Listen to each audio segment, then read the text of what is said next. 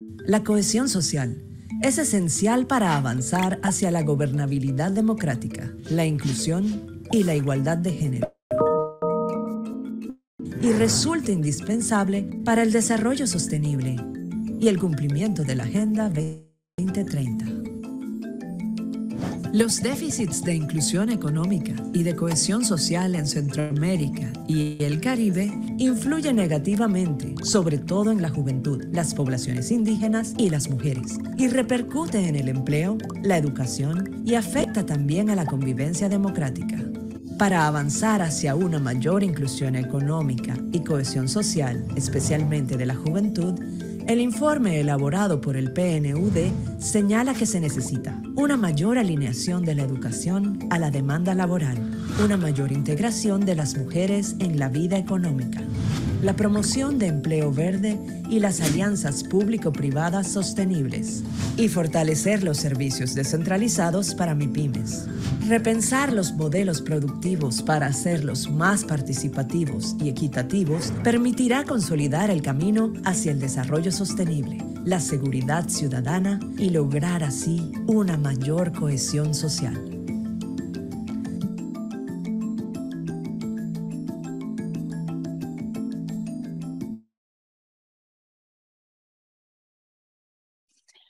Muy buenos días, es para mí un gusto darles la bienvenida a esta mini temporada de Datacción. Mi nombre es Ivonne Veciana Lindo y seré la moderadora de esta sesión. Datacción es esta comunidad de práctica e intercambio del conocimiento desarrollada por el proyecto regional InfoSegura del Programa de las Naciones Unidas para el Desarrollo, PNUD, que cuenta con el apoyo de la Agencia de los Estados Unidos para el Desarrollo Internacional, USAID. En esta mini temporada de Datacción estaremos presentando el resultado del trabajo conjunto entre los clústeres de gobernabilidad y paz y crecimiento inclusivo y reducción de pobreza y ODS del Centro Regional del PNUD, desarrollados en el marco del proyecto InfoSegura, donde tendremos esta gran oportunidad de analizar temáticas sobre aspectos socioeconómicos, temas de medio ambiente también y el ODS 16 para poder hablar y promover sociedades justas, pacíficas e inclusivas. La inseguridad, la violencia, el miedo, los temores, la desconfianza son estos grandes obstáculos para el ejercicio pleno de los derechos y las libertades de las personas para poder construir condiciones de prosperidad para nuestras sociedades. Estar libres de temor y de necesidades pasa por garantías mínimas de confianza sobre el respeto de nuestra integridad física, propiedades, en el marco de la convivencia social. Precisamente esta mañana hablaremos sobre el diagnóstico de la situación de la inclusión económica y la cohesión social en Centroamérica y República Dominicana. Para hablar en detalle sobre estos temas, tenemos el honor de contar con la participación en este panel con la señora Rita Charra, líder del equipo de pobreza y crecimiento inclusivo del Centro Regional del PNUD, Nicoleta Guizu, coautora del documento y especialista en desarrollo económico inclusivo, José Luis Chicoma, exministro de Productividad de Perú. Y a efectos de dar inicio con esta sesión, quiero dejarle la palabra a Rita Charra, líder del equipo de pobreza y crecimiento inclusivo del Centro Regional del PNUD. Adelante. Muchísimas gracias, Ivonne. Estamos muy contentos y honrados de estar aquí hoy por lanzar ese diagnóstico. Y queríamos compartir con ustedes unas reflexiones, ¿no?, sobre el hecho que las crecientes tensiones sociales acentuadas por los impactos negativos derivados de la pandemia y de lo más recientemente las consecuencias de la guerra en Ucrania sobre la seguridad alimentaria y la pobreza han acentuado el deterioro del frágil tejido que ya teníamos en América Latina y el Caribe. La crisis de la pandemia ha impactado más fuertemente a mujeres y jóvenes, ¿no?, esencialmente en la forma de que estos grupos se insertan en el mercado laboral. Cuando miramos los datos en las subregiones de Centroamérica, el desempleo de los jóvenes en la mayoría de los casos duplica la tasa de desempleo nacional.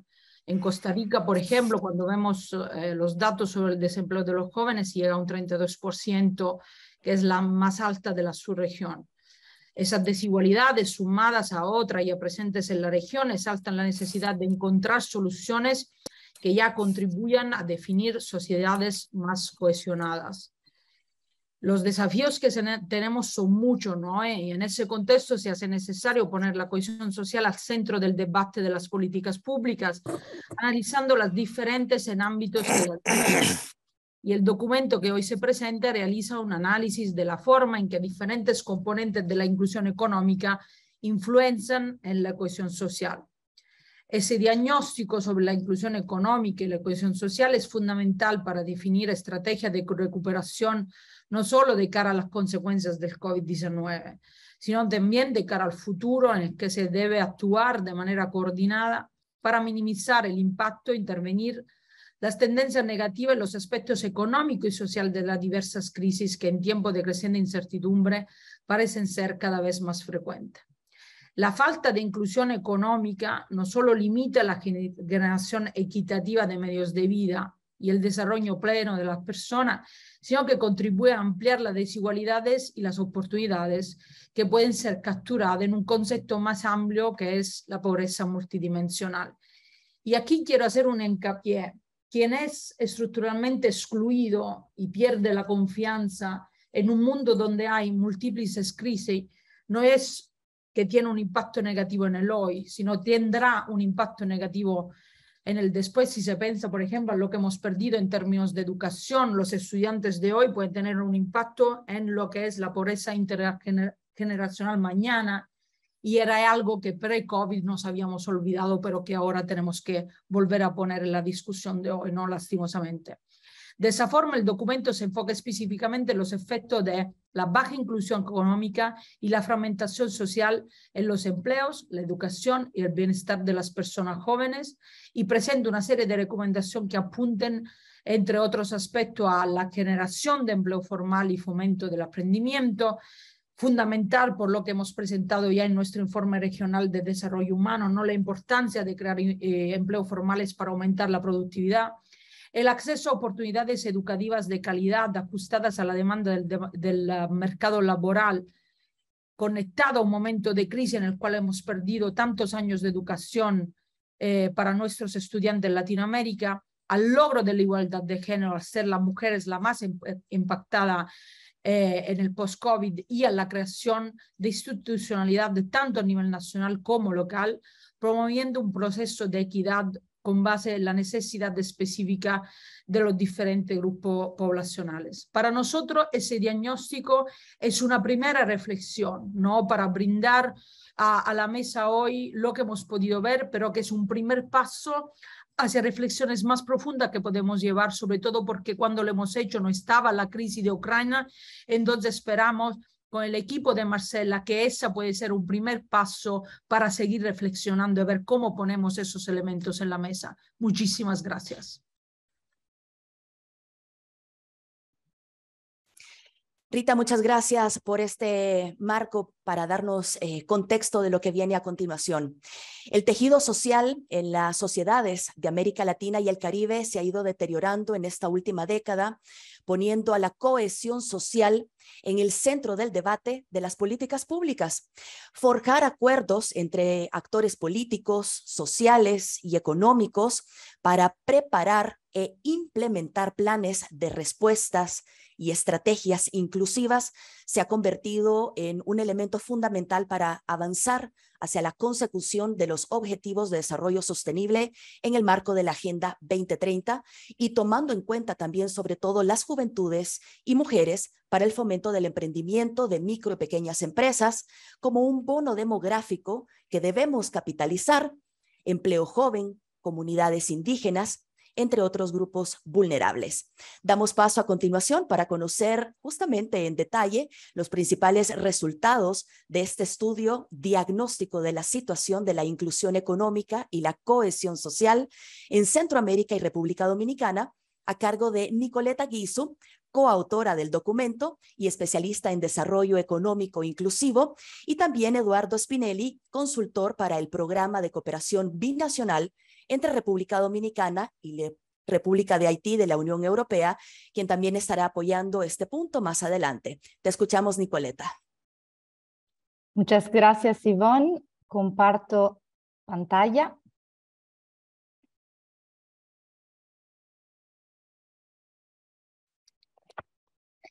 Bueno, buenos días a todos y a todas. Es realmente un placer estar hoy aquí con ustedes para la presentación de este informe de diagnóstico de la situación de la inclusión económica y la cohesión social en Centroamérica y la República Dominicana. Quisiera empezar compartiendo con ustedes la definición de inclusión económica que hemos aplicado para la elaboración del presente informe.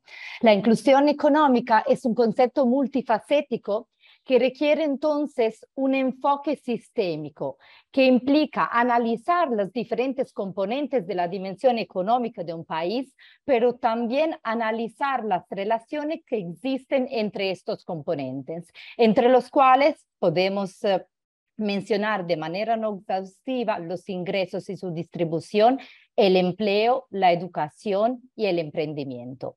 Bajo este enfoque, promover la inclusión económica significa eliminar todas aquellas brechas que impiden a una persona desarrollarse plenamente y satisfacer sus necesidades más allá de las primarias. Enfocándonos un poco en la región de América Latina y Caribe, podemos ver que entre el 2000 y el 2010 la subregión experimentó el periodo de mayor crecimiento económico de las últimas 4 décadas. Pero el desarrollo latinoamericano muestra dificultad a la hora de conjugar el crecimiento económico con la equidad. Y esto impacta negativamente también en la cohesión social. Como podemos ver en el gráfico que aquí le estoy mostrando, se puede ver con la diferencia entre el nivel de equidad en América Latina y Caribe comparado a otras áreas del mundo, pero también a países con desarrollo similar a aquello de América Latina y Caribe, como por ejemplo Turquía, Túnez, Marruecos, Bulgaria, Serbia, etc. Entonces, el gráfico que mide, basándose en la medición del coeficiente de Gini, realmente la región ha logrado importantes avances. Por ejemplo, si vamos a analizar las diferentes etapas que aquí están mostradas en el gráfico, podemos ver que desde el 1990 hasta el 2002, el coeficiente de Gini se ha mostrado estable. Desde el 2002 hasta el 2012, efectivamente hubo una importante reducción, pero en la última etapa, efectivamente vemos cómo el coeficiente se ha reducido, pero a tasas más bajas. Como sabemos, y como mencionado también por Rita, el 2020 ha sido un año de ruptura. Sabemos bien que llegó toda la pandemia la pandemia de la COVID-19, que ha tenido graves repercusiones en diferentes ámbitos, entre los cuales el social, laboral, económico y educativo. Y ha golpeado más fuertemente los grupos poblacionales más vulnerables, como por ejemplo podemos mencionar las mujeres.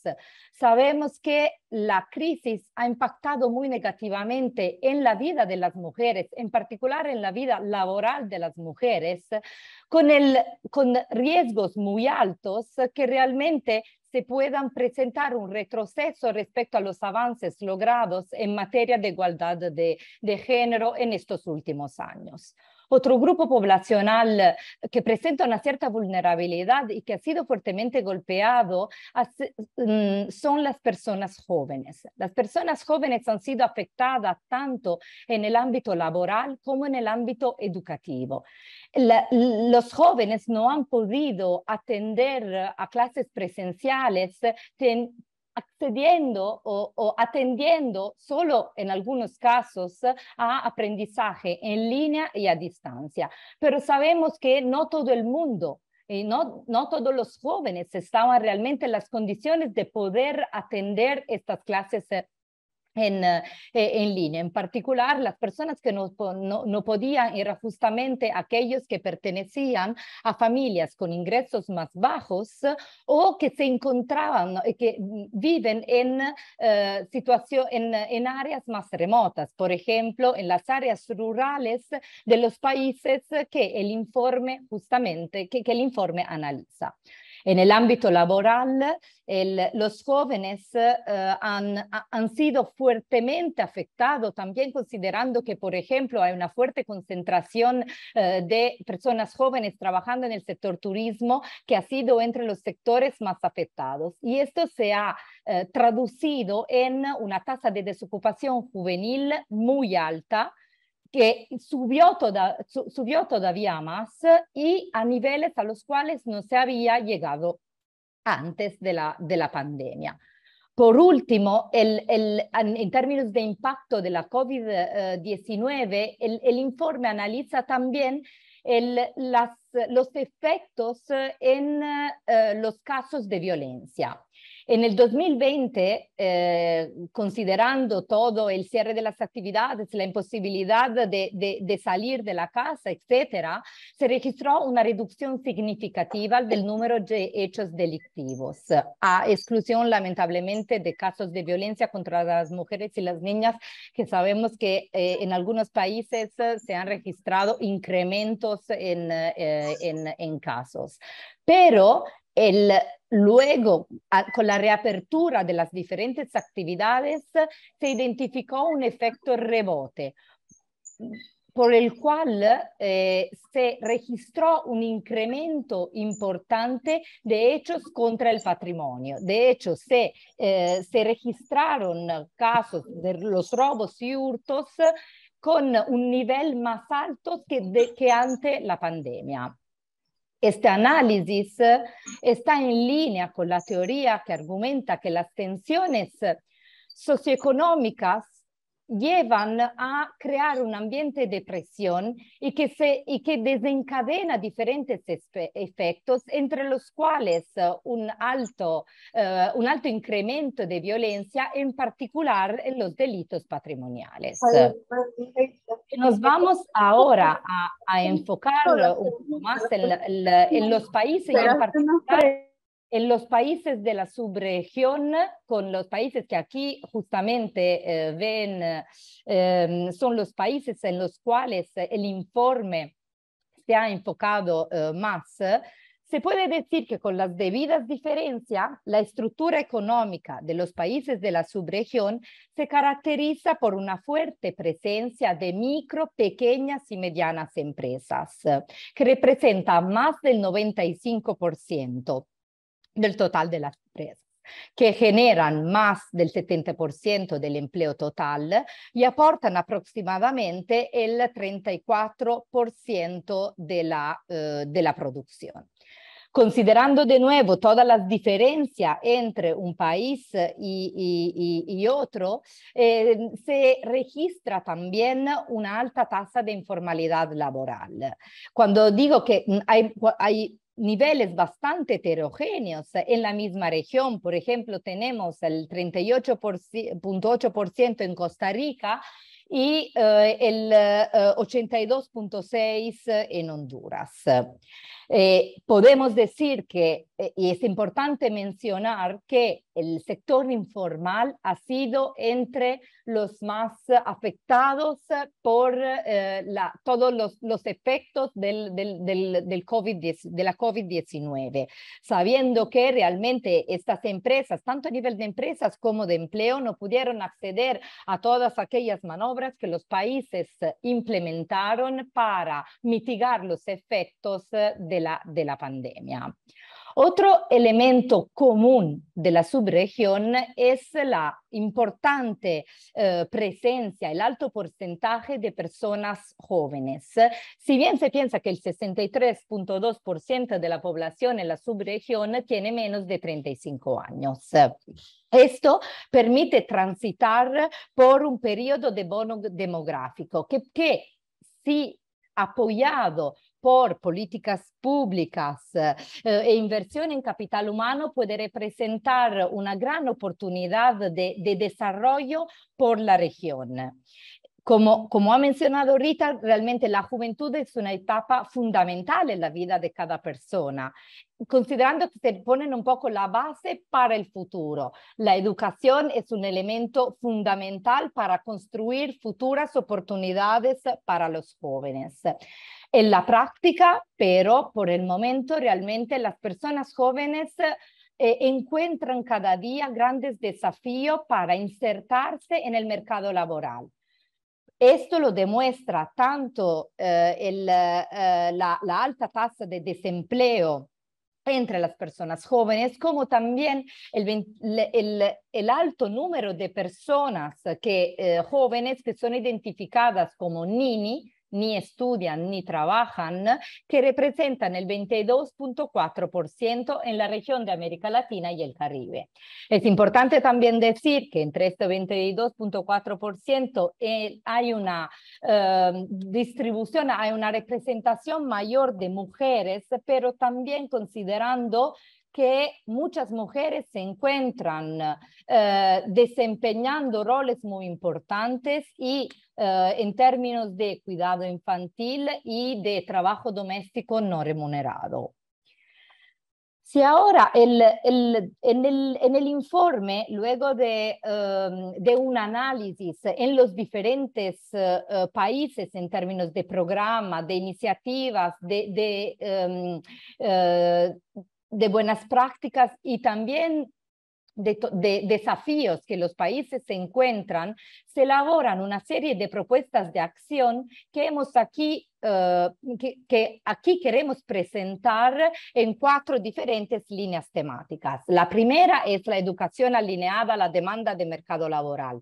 Como ya mencionado, la educación representa un elemento fundamental para el desarrollo de un país.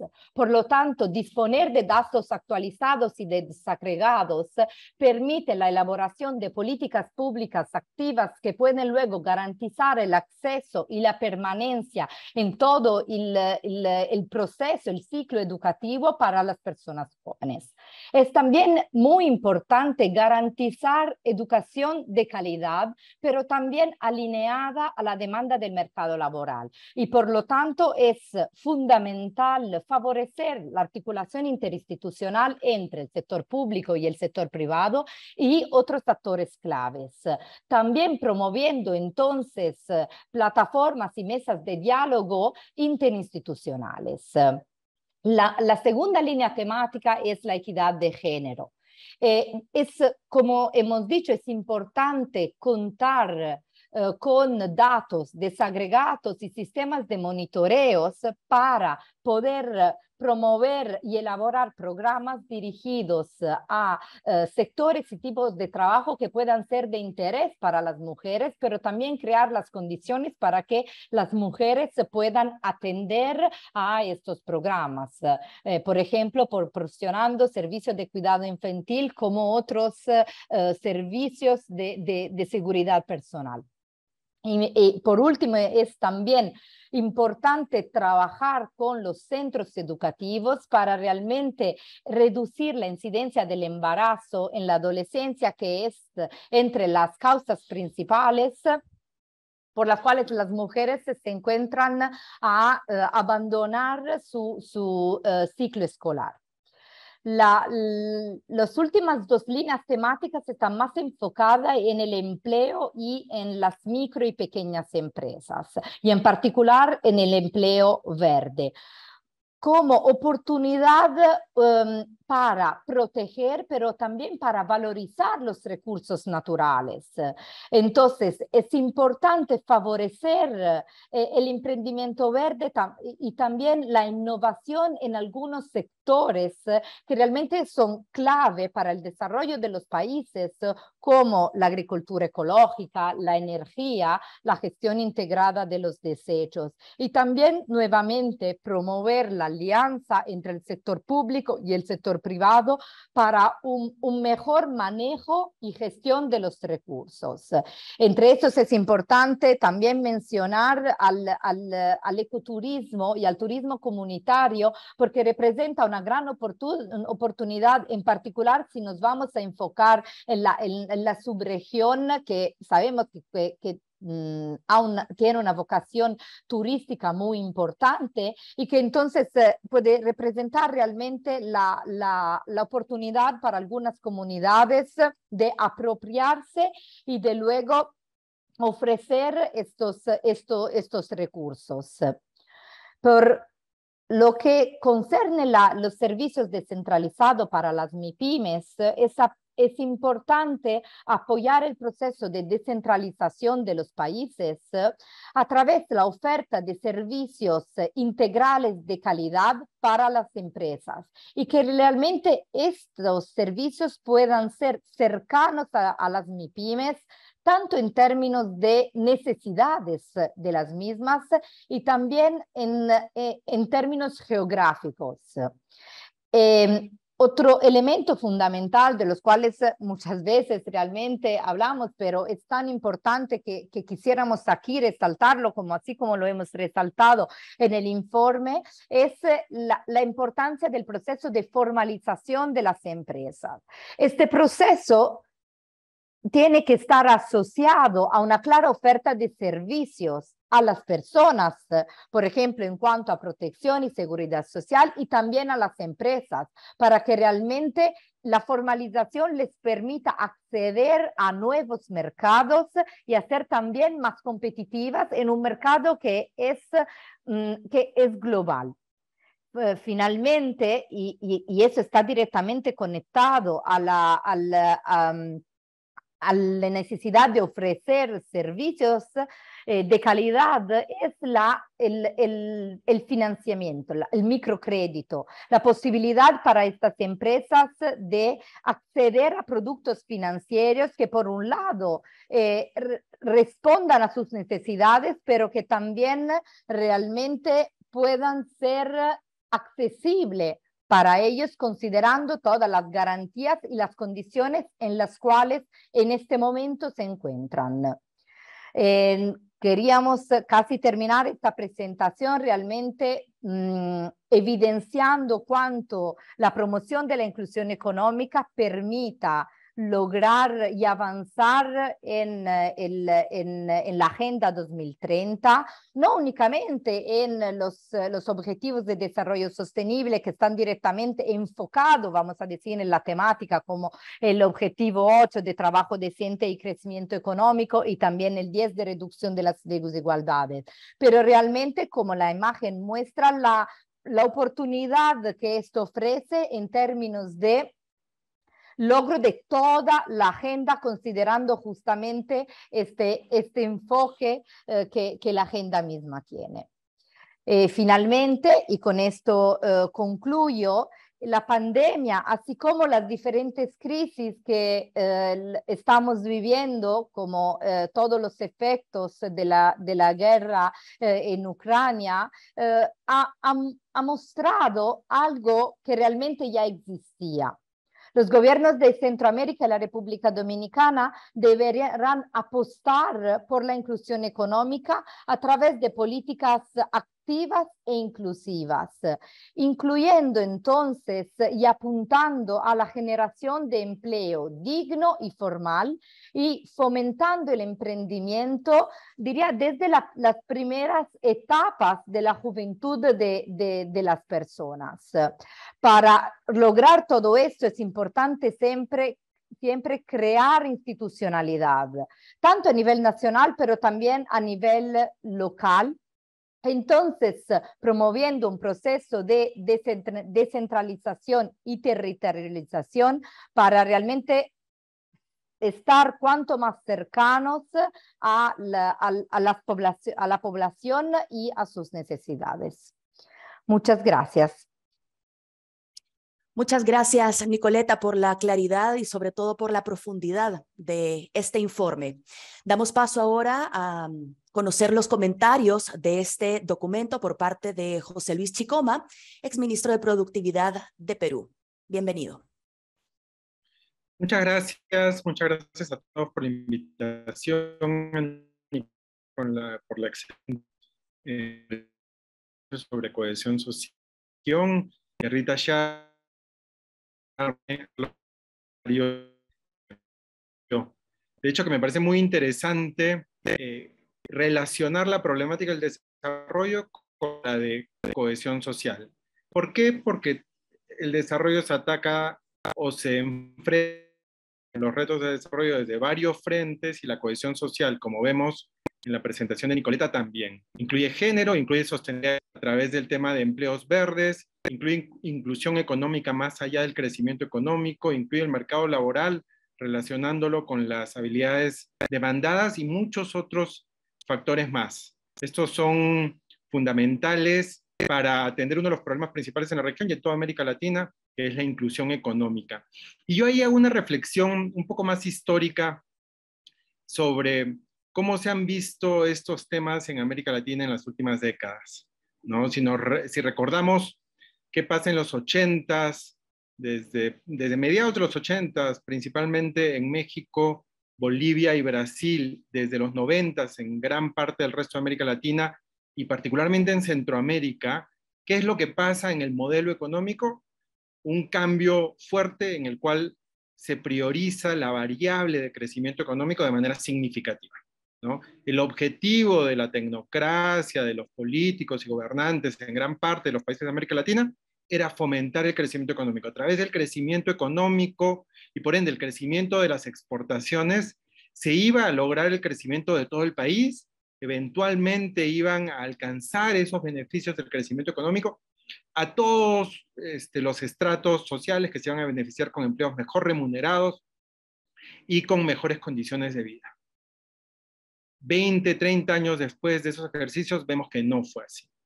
Que una de las regiones más desiguales y con más inequidad en el planeta lo sigue siendo. Han habido algunas mejoras por un crecimiento económico efectivamente en los 2000, como lo presentó Nicoleta, que se redujo de manera significativa el coeficiente de Gini, pero igual sigue siendo una de esas regiones en las cuales la desigualdad marca una de las características más fuertes que tenemos dentro de todos nuestros países.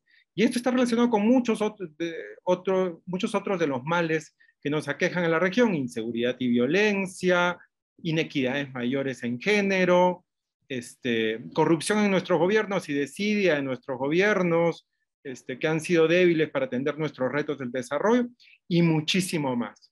Entonces, y volviendo a la reflexión, yo estuve ministro de la producción del gobierno de transición de Perú hace un par de años. Empezamos en medio de la pandemia. Había llegado al Ministerio de la Producción después de más de 10 años de haber sido viceministro en la misma institución, y la encontré que había avanzado en muchos temas, como promover la innovación en la economía y mucho más, pero en otros temas seguía con el mismo DNA. ¿Cuál era el DNA de un Ministerio de la Producción? Era apoyar el crecimiento económico, apoyar el crecimiento productivo. Uno lo puede interpretar, puede decir que eso no era legal ni nada, pero la mayor parte de ministerios relacionados con la economía en América Latina y el Caribe tenemos como mandato principal de la tecnocracia, del resto de nuestros colegas, hasta de la sociedad, hasta gran parte de la sociedad, en especial los gremios mejor organizados de empresarios, tenemos como mandato promover el crecimiento económico. No promover la sostenibilidad de ese crecimiento económico, no promover qué tan verde es ese crecimiento económico, y regresando a la presentación de Nicoleta, no promover la inclusión económica ni la cohesión social. Eso puede ser labor de otras entidades dentro del Estado. En el caso de Perú teníamos el Ministerio de Inclusión Social, hay muchos ministerios de desarrollo social que se encargan de esa parte. Pero en los sectores económicos no está en el DNA de las instituciones y no está en el DNA del mandato que tenemos para promover las políticas.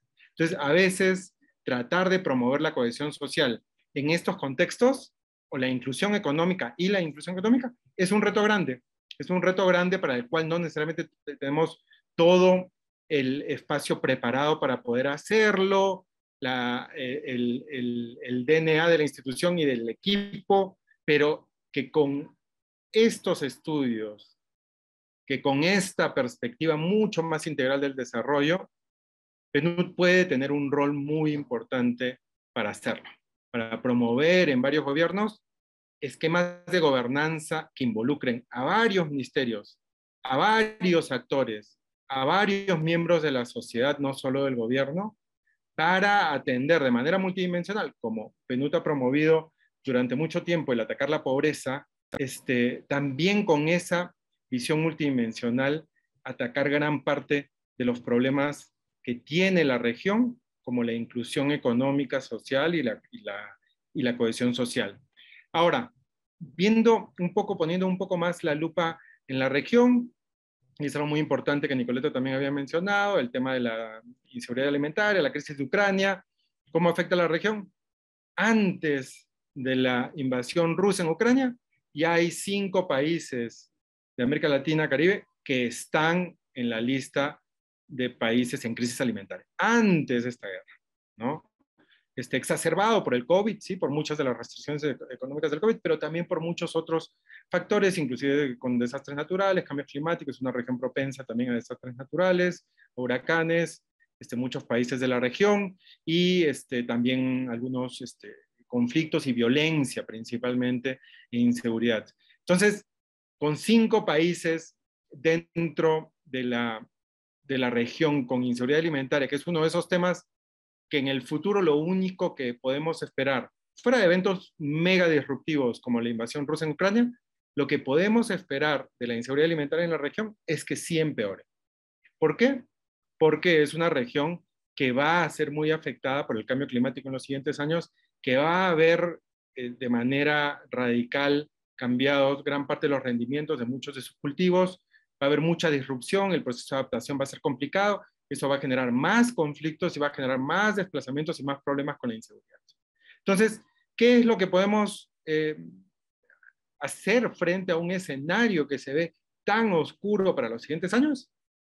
Apostar por herramientas que justamente atienden de manera multidimensional estos temas, como atender ese problema multidimensional de fortalecer la cohesión social. ¿Cómo? Y ahí Nicoleta lo dijo muy bien, lo presentó muy bien, la transición a empleos verdes es de lo más importante. El trabajo que hace PNUD en cadenas de valor, para que estas cadenas de valor incorporen la sostenibilidad futura, la transición a empleos verdes, las políticas transformadoras de género, es fundamental para acelerarlo en los siguientes años, y en Centroamérica y el Caribe, más importante que en el resto de América Latina, hacerlo de manera urgente, porque son los que presentan más vulnerabilidad y fragilidad frente a estas situaciones en el futuro, que van a exacerbar todos los riesgos y que pueden poner en peligro a la población y sí van a generar disturbios. Cuando uno piensa en el cambio climático, lo principal que ve en el futuro sí son conflictos, desplazamientos, disturbios. Eso es. Y si uno no comienza a implementar ahora estos temas, van a darse esos problemas en el futuro. Y en este sentido, por eso me gusta todo el estudio, ¿no? El énfasis en políticas transformadoras de género, en vincular la educación y también la educación vocacional y técnica a las necesidades laborales y tener un poco de visión para ver por dónde se van a ver estas necesidades laborales, por dónde van a transitar estas necesidades laborales en el futuro, lo que mencioné de empleos verdes y alianzas público-privadas, y también un énfasis muy importante en las MIPYMES. Casi todo esto no es responsabilidad solo de una parte del gobierno, es responsabilidad de muchos ministerios, muchas secretarías, muchas agencias dentro del gobierno. Por eso vuelvo a mi primer punto, de mi experiencia en el Ministerio de la Producción, cambiar un poco el DNA y decir, si yo estoy en una posición de desarrollo económica dentro del gobierno, de crecimiento económico, ese crecimiento económico es para todos.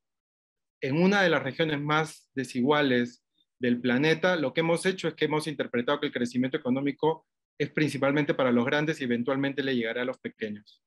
Cualquier funcionario público sentado en un ministerio relacionado con la economía en Perú tiene que priorizar sobre los grandes, a los pequeños, a las MIPYMES, a aquellos que están vulnerables frente a las crisis, frente a los conflictos y aquellos que necesitan en este momento del apoyo primordial del Estado. Y ahí PNUD tiene un rol muy importante en poder persuadir, generar los mecanismos de gobernanza y esta relación que tiene con los gobiernos de manera más integral para poder hacerlo. Muchas gracias. José Luis, muchas gracias a ti por esta intervención. Finalmente quiero ceder el micrófono a Eduardo Spinelli, consultor para el programa de cooperación binacional entre República Dominicana y República de Haití de la Unión Europea, quien ha estado apoyando también en el punto que Nicoleta nos presentó anteriormente. Eduardo, bienvenido de nuevo. Muchas gracias y buenos días a todos y todas. Y nada, me parece que Nicoleta ya ha explicado muy bien el documento, ha hecho una panorámica exhaustiva, aunque el tiempo a disposición fue muy poco.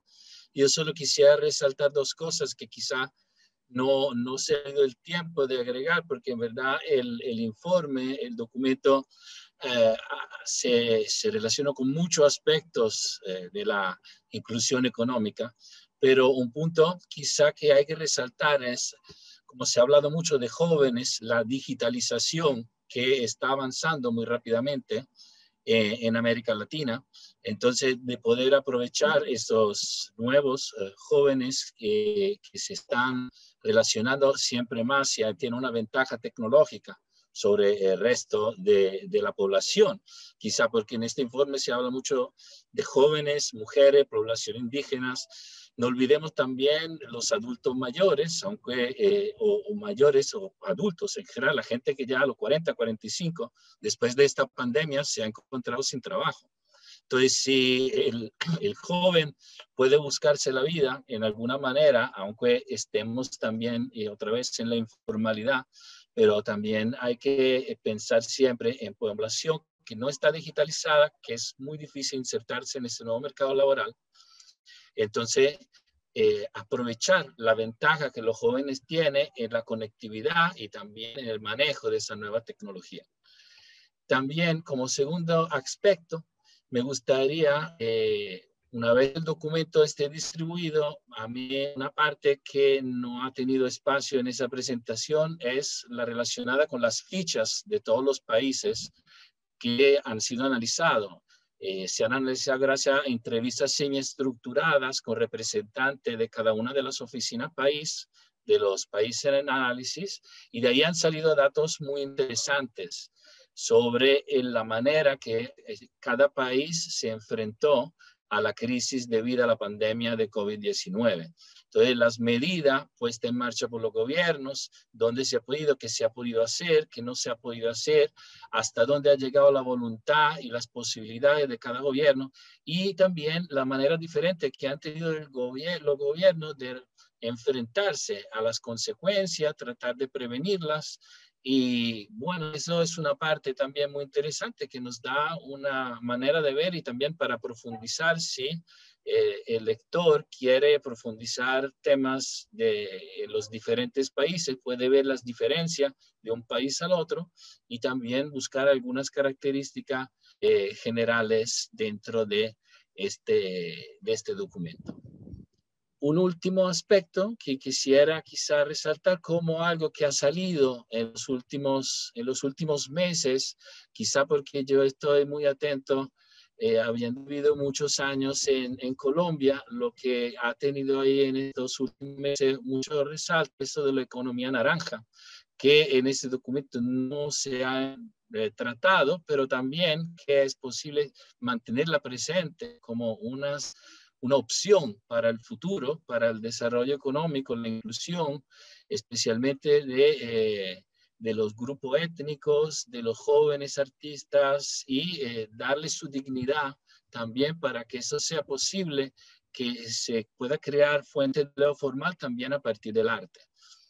Yo les agradezco mucho esta presentación y le dejo la palabra. Muchas gracias nuevamente, Eduardo. Pues de parte del Programa de las Naciones Unidas para el Desarrollo, PNUD, y del proyecto regional InfoSegura, queremos agradecerles a cada uno de ustedes por su asistencia a este foro, así como agradecer también a la Agencia de los Estados Unidos para el Desarrollo Internacional, USAID, por su gran apoyo permanente para el desarrollo del mismo. Agradecer también la activa participación de las oficinas de los PNUD de cada uno de los países donde se desarrolló el análisis, y les invitamos, por supuesto, a leerlos, que son muy ricos y sobre todo muy útiles. Para accesar a este y otros documentos y conocer más información del proyecto InfoSegura, les invitamos a visitar nuestro sitio web infosegura.org. Esperamos contar nuevamente con su participación en la presentación del próximo documento el jueves 25 de agosto. Muy buenos días y nuevamente gracias.